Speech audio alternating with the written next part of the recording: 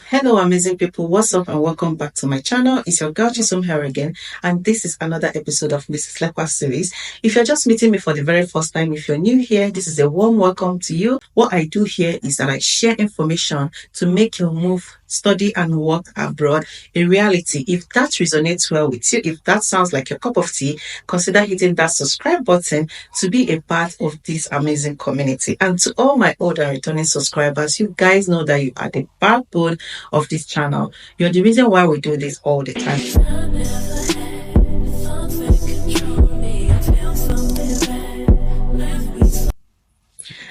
So guys, in recent times, the UK has been the news. Like, it's everywhere in all the channel, all the social media, and unfortunately, it's not good news at all from the Home Office.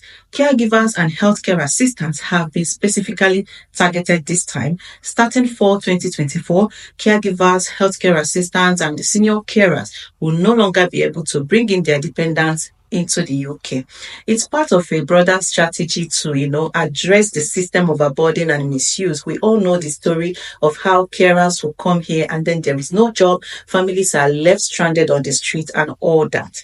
It started first with students being unable to bring in their dependents from 2024. And now it has extended to caregivers, and nobody knows what it will be tomorrow because obviously they change the laws like every Eke market day. But then, let us not dwell on the negatives. That is not why I'm here. I come bearing good news, new strategies to help you navigate these changes successfully. If you know me very well, you will know that I am a very positive person. I believe in positivity. I'm making lemonades out of my lemons. Stick around until the end of this video and I will provide alternative routes that can turn these challenges into opportunities for you. Now I get the UK might be facing some hard times, curtailing immigrants, changes in the immigration rules makes it more like less attractive to new immigrants, but many of us have personal reasons why it's still our destination of choice. Many of us have reasons why it has to be the UK. You understand what I mean? In my own case, I remember initially I was planning to go to Canada until I got admission into the UK. Even while coming, I had it in mind that it's just for me to go. After my studies, I will still be processing my PR to move from the UK to Canada. Until I came here, I realized that it's closer to home.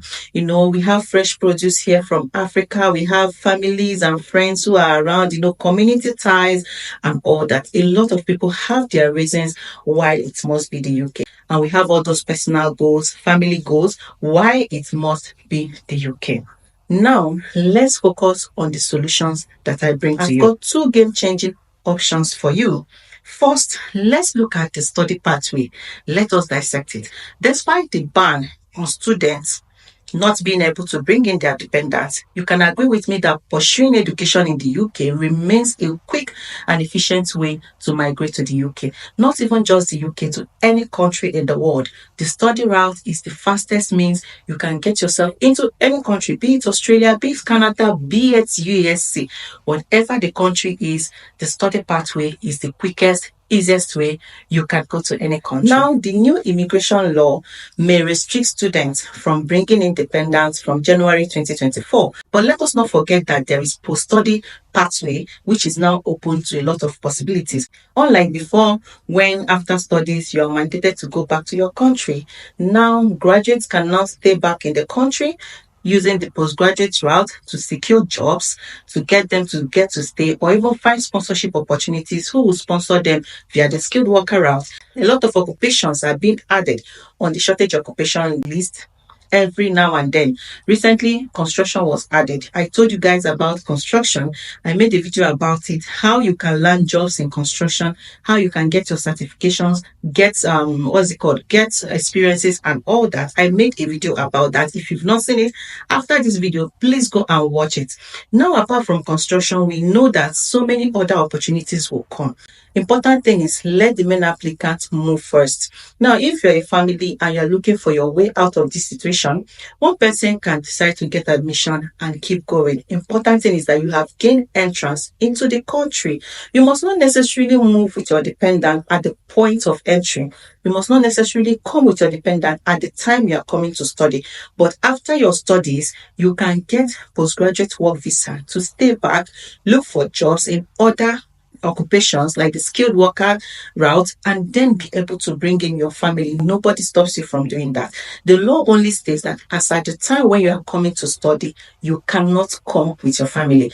If you look at it, it's really a good one for all of us. You know how people are struggling, especially when they move with families and then they come here due to the surge in number of immigrants. People are having problems securing accommodations. A lot of things are not just going on well. Like, people are on the street, but nobody will tell you. If you look at it, at the end of it, the government is just trying for a way out of this situation, a way to make it, good for everyone. But because we all just want to move, it looks as if we are being disadvantaged. But if you look at it very well, it's actually for everybody's good. I understand that it can be a very expensive option, the cost implication, financial burden, and also the sacrifice of leaving your family at home to come for like a period of not less than 1 year or 2 years, depending on how fast you are able to finish your studies and secure a job. I understand that, but it still remains a very good way of moving. If one person can just move, gain entrance first, the chances of the others joining later is very high. Okay, so as much as the option doesn't come cheap, we cannot like totally rule it out. We can still have it there, planning on it while exploring other cheaper options. Now, apart from the student graduate route, I bring you people the ultimate jackpot, the game changer itself. Before we go on, if you have not subscribed to my channel and you've been watching, please consider hitting that subscribe button. Give this video a like so that YouTube can recommend it to a lot of other viewers who will be gaining valuable information from it. Thank you as you do so. Now, apart from the study route, let us look at the job market in another part of the United Kingdom, currently facing a shortage of workers, which a lot of us haven't taken cognizance of, and that is Scotland. Scotland currently have shortage of workers, and they are actively, massively recruiting from overseas for people to come to the UK and work for them. I'll be sharing some companies actively recruiting care assistants, care workers, healthcare assistants, senior carers from overseas to come to Scotland to work, including the NHS, and how you are going to get in touch with these people. Many of us don't know that the UK is made up of 4 countries: England, Scotland, Northern Ireland, and Wales. A lot of us thought that once we say UK, are just referring to England. And although Scotland is part of the United Kingdom, they have their own unique system, including their NHS and staff requirements. Guys, a lot of people have not taken note of this.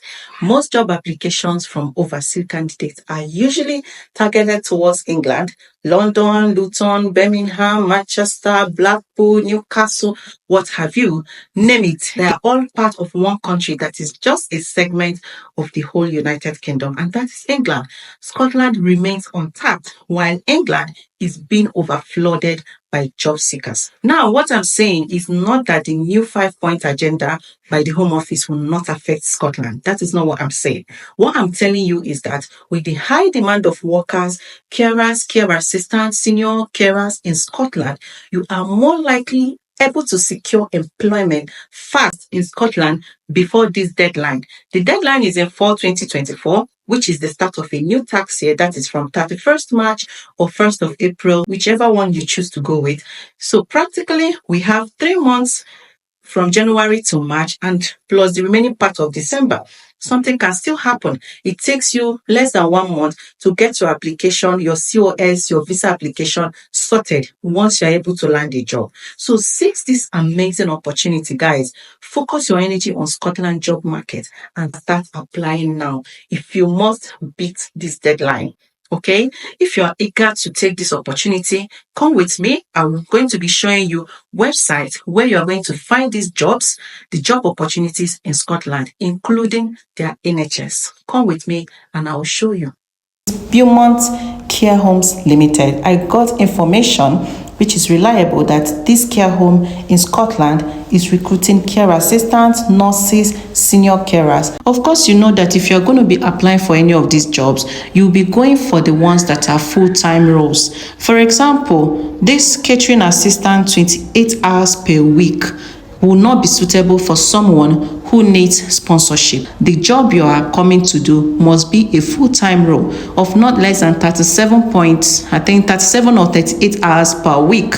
So if you say things like 28 hours per week, just keep them. It's not for you. If you see things that are not part-time based on contract, please keep them. It's not for you. You are going to be looking for full-time permanent roles in these establishments, okay? By the time you see a full-time permanent role, for example, we are looking for care assistant. We have a lot of registered nurses here. Let's look for care assistant roles, vacancy for care assistants. Now you come here and look at the job description and the rest of it. Other company telling you people about. Are you in health and social care industry and looking for an opportunity to relocate to the UK? Balperazim has been awarded a sponsorship license which allows us to recruit internationally. We are recruiting for senior carers and care assistants. To ensure that you qualify for the health and social care visa, please refer to the eligibility criteria below. Please do not make any contact if you do not meet any of the requirements. To find out more about the visa requirement, please visit UK government website. Look at the international recruitment. Please note all certificates will be validated. Red Cross Nurse Aid Training Level 3 with a minimum of 3 months placement or equivalent to health and social care qualification. IELTS General UK VI B1 score, TB test in an approved home office. Due to the nature of the job, driver's license is required. Traceable references, police clearance, minimum of general secondary certificate. The last company we are going to be looking at is NHS Jobs in Scotland. NHS Scotland Jobs, they have their own different NHS portal, different from the one of England. You go here and you explore the careers. There are a lot of jobs in the NHS that can give you visa sponsorship. Once you meet up to the eligibility criteria, look at those opportunities from band 3 and up. International recruitment, ready to bring your healthcare career to Scotland. We have all the information and support you need. You click on join us now and you look at all the details that are there. Look at the details, find job opportunities in the nursing and midwifery, medicine, working in Scotland, student visa conversion, and what have you. All of them are here. Guys, all the opportunities are here. And look at where they say, we are recruiting. Visit our recruitment website to find your perfect career in NHS Scotland. So guys, you have seen it.